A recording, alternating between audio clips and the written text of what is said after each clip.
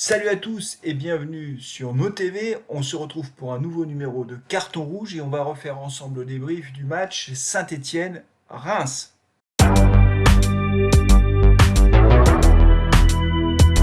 C'est le scénario idéal. L'AS Saint-Étienne s'est imposé à domicile face à Reims, 2 buts à 0. Des buts signés Mathieu Debuchy dès la première minute de jeu et Khazri juste avant la mi-temps à la 40e minute de jeu. C'est le scénario idéal pour l'AS Saint-Étienne qui, dès l'entame de match, a réussi à marquer son premier but sur la première occasion dès la première minute de jeu. C'est un coup franc de Khazri qui trouve parfaitement Debuchy dans la surface de réparation et une nouvelle fois le défenseur stéphanois trouve l'ouverture sur une tête comme il avait pu le faire la semaine précédente face à Angers. Debuchy donc qui marque son deuxième but en 2 semaines et les Stéphanois ouvrent le score dès le début du match comme ils avaient d'ailleurs pu le faire face à Rennes mais aussi à Nîmes et les 2 fois précédentes les Stéphanois s'étaient fait remonter au score et donc là bien sûr c'était une bonne nouvelle de voir les Stéphanois ouvrir le score mais il y avait de l'inquiétude parce que jusqu'à présent on n'avait pas réussi à tenir le score après avoir marqué si tôt dans le match. Les Stéphanois ont réalisé une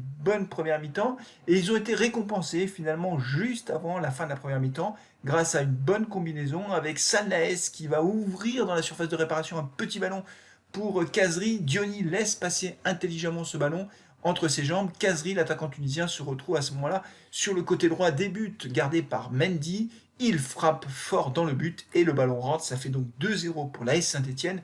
À la mi-temps, c'est le scénario idéal pour les Stéphanois qui ont réussi à faire le break juste au bon moment. La deuxième mi-temps se déroule de façon très banale, j'ai presque envie de dire, puisque nous avions d'un côté une équipe stéphanoise qui a plutôt géré ce match jusqu'à la fin, et de l'autre côté une équipe rémoise qui n'a pas réussi finalement à se montrer très dangereuse sur les buts gardés par Stéphane Ruffier. Plusieurs fois le ballon est passé devant les cages de Stéphane Ruffier, mais il n'y avait personne pour la mettre au fond, ce qui fait que les Stéphanois ont géré tranquillement ce match jusqu'à la fin. Ils auraient même pu marquer un troisième but, ils ont mis la pression entre la 70e et la 80e minute et ils n'ont pas réussi à ouvrir, finalement à augmenter ce résultat, à marquer un troisième but et en toute fin de match, Cabella a trouvé la transversale et Monet Paquet qui s'est retrouvé un petit peu surpris avec ce ballon qui lui est revenu dans les pieds n'a pas réussi à mettre le troisième but, mais j'ai envie de dire peu importe, l'essentiel est là. Les Stéphanois se sont imposés à la maison. C'est la deuxième victoire consécutive après celle de la semaine dernière au classement général. Ça fait du bien.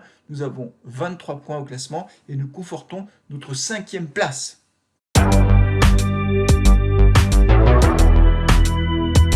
Et bien parmi les joueurs qui ont marqué ce match, il faut évidemment nommer en premier lieu les buteurs. Mathieu Debuchy d'abord, qui encore une fois a marqué son deuxième but en 2 matchs grâce à Khazri qui a été passeur et Khazri qui a été aussi buteur. Donc les deux médailles d'or, si je puis dire, de ce match vont à Debuchy et à Khazri. Mention spéciale aussi pour Salnaès qui a fait un gros travail encore une fois au milieu de terrain. Il a été excellent, le milieu de terrain stéphanois. Il a été encore une fois passeur. C'est lui qui a donner le ballon à Khazri pour le deuxième but stéphanois, donc un milieu de terrain en pleine forme avec Salnaès. Et puis je voudrais également citer Cabella qui a fait un très bon match comme d'habitude, il s'est beaucoup démené, il aurait pu marquer le troisième but stéphanois, malheureusement son tir a été repoussé par la transversale, mais Cabella est vraiment en forme en ce moment. Et puis on peut citer aussi la défense centrale stéphanoise qui va de mieux en mieux. En tout cas, elle s'est bien comportée ce soir puisque on a eu une bonne première mi-temps de Loïc Perrin. Malheureusement, il est sorti sur blessure. Visiblement, le capitaine stéphanois, on l'a vu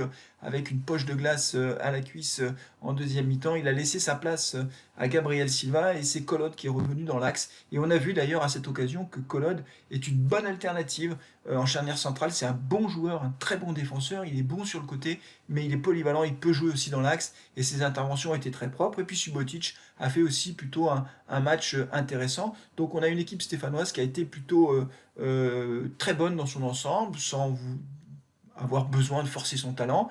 Peut-être Abouma qui a été un petit peu en dedans, et puis Diony aussi, mais enfin bon, ne boudons pas notre plaisir, c'est une belle victoire collective de l'AS Saint-Étienne, et je retiens un dernier point très important, c'est qu'on n'a pas pris de but. Et oui, cette fois-ci, on n'a pas pris de but à la maison, on en avait pris 3 la semaine dernière, on n'en prend pas cette semaine, c'est de bon augure, et ça permet d'engranger de la confiance.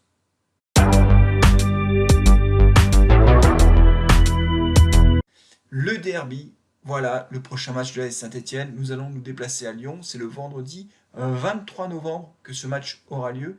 Et évidemment, nous serons présents pour commenter ce match. À noter que c'est un match, vous le savez, de toute façon, si vous êtes supporter stéphanois, qui est absolument hors norme. Ce sont deux matchs, les derbies aller et retour, qui sont des matchs hyper importants, les plus importants de la saison dans le cœur des supporters stéphanois.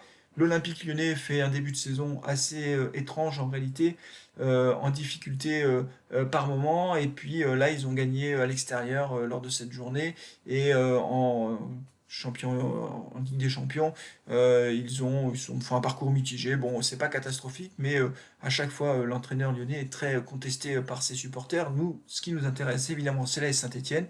Il faut aller à Lyon pour faire un résultat, c'est impératif.